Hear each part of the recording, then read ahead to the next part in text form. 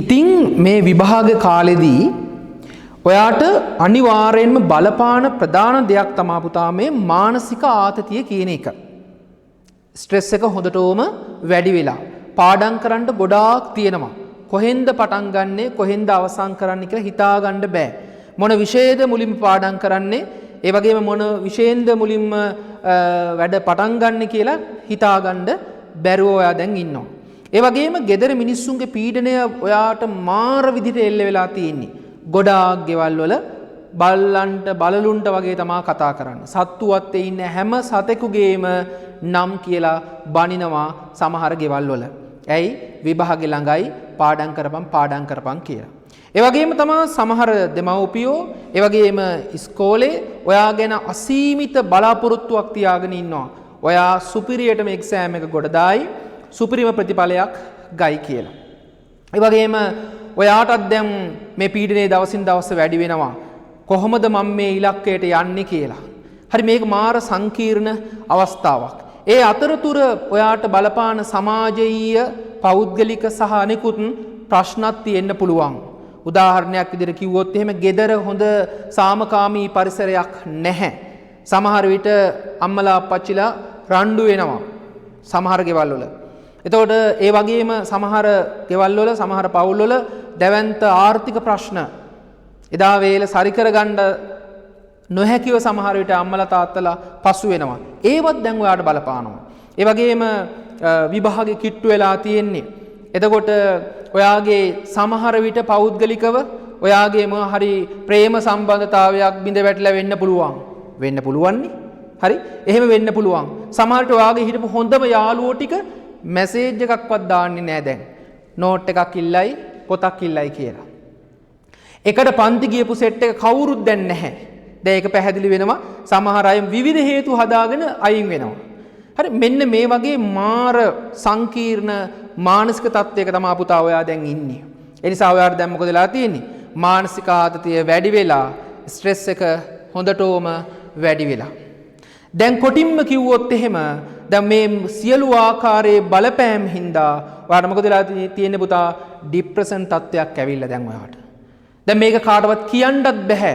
මම නිකන් මානසික ලෙඩෙක් වෙයි නැත්තම් ලෙඩෙක් ගන්නට අනිත් මිනිස්සු සලකයි කියලා කාටවත් කියන්නත් බෑ. ඇත්තටම ડિප්‍රෙෂන් කියන්නේ රෝගී තත්ත්වයක්. මේක උපරිමයකට ගියොත් එහෙම සමහර විට ඇත්තටම සමහරු සියදි විනාසා ගන්න තත්ත්වයට පවා පත් වෙනවා.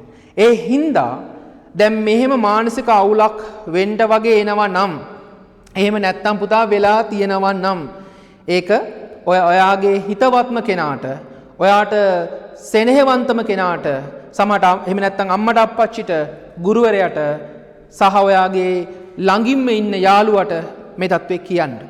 ඔයාගේ හිතේ ඔළුවේ තියෙන මේ බර නිදහස් කරගන්න නැත්තම් පුතා සාර්ථකව විභාගයට මූණ දෙන්න බැරි වෙනවා. මේ ડિප්‍රෙෂන් තත්ත්වය උද්ගත වුණොත් එහෙම වැඩි වුණොත් එහෙම මැරෙන්නම තමයි යන්නේ. මැරෙන්නම තමයි. ඔය සමහරු දැනටත් කියන්නේ පුතේ මේ කැම්පස් වල එක්සෑම් එක කිට්ටුනහම වෙන්න පුළුවන්. ඕ ලෙවල් එක්සෑම් එක ගැන විතරක් නෙවෙයි මම මේ කියන්නේ. ඔව් බලන්නකෝ. ඊටපු ගාම්ම කියනවා මට මැරෙන්න ඕන කියනවා. නොන්න බ්ලේඩ් තල් අරගෙන අත කපා ගන්නවා. ලේ දකින්න ඕන කියනවා. උඩම තට්ටුවට ගිහිල්ලා පල්ලෙහාට පයින්න ඕන කියනවා. එයා සමහර විට දන්නේ නැහැ. එයා ඉන්නේ මේ කියන මානසික ආතතියකින් කියලා. නැත්නම් මේ ડિප්‍රෙෂන් තත්ත්වෙන් ඉන්නේ කියලා එයා දන්නේ නැහැ. ඔයාලට තේරෙන විදිහට කිව්වොත් එහෙම පුතේ මේ ට්‍රැක් පැනලා තියෙන්නේ. ට්‍රැක් එක පැනලා තමයි තියෙන්නේ. එහෙනම් මේ හැම දෙයකටම පුතා බලපානවා ඔය කිව්ව විවිධ හේතු සාධක. හරි ඒ නිසා මේ මානසික තත්ත්වය හදාගන්න ඔයා අනිවාර්යයෙන්ම ඔයාගේ හිතේ තියෙන ඔළුවේ තියෙන බර නිදහස් කරගන්නම ඕන. හරි අවශ්‍ය වෙනවා නම් ඔයා වෛද්‍ය ප්‍රතිකාර වලට පවා ලක් වෙන්න ඕන. මොකද අපිට තව පුතේ සතියයි දෙකයි තියෙන්නේ එක්සෑම් එකට. විශේෂයෙන්ම O level එක්සෑම් එකට. ඒ නිසා ડિප්‍රෙෂන් තත්ත්වයක් තියෙනවා නම් මානසික ආතතියකින් ඔයා ඉන්නවා නම් ස්ට්‍රෙස් වලින් ඔයා දැන් මේ වෙලාවේ ඉන්නවා නම් වහාම ඒකට සුදුසු පියවරක් ගන්න. මට හිතෙනවා ඒක හොඳම දේ තමයි අම්මා අප්පච්චිත් එක්ක කතා කරන්න. එහෙම නැත්නම් ඔයාගේ ගුරුවරයාත් එක්ක කතා කරන්න, ඔයාගේ හොඳම යාළුවත් එක්ක කතා කරන්න, අක්කා අයියත් එක්ක මේ ගැන කතා කරලා විසඳුමකට එන්න. ඉතින් විභාගෙට තව ඊටාම දවස් ටික දවසයි තියෙන්නේ. ඒ නිසා මේ මොහොතේ ඔයා මේ පසුවන මානසික තත්වය හොඳ තත්වයකට පත්කරන්න ඔයාට කරන්න පුළුවන් හැම දෙයක්ම කරන්න අවබෝධයෙන් පුතේ ඔයා මේ තත්වයට මුහුණ දෙන්න. ඔයාට ලස්සන ප්‍රතිඵලයකට අනිවාර්යෙන්ම යන්න පුළුවන් වෙනවා.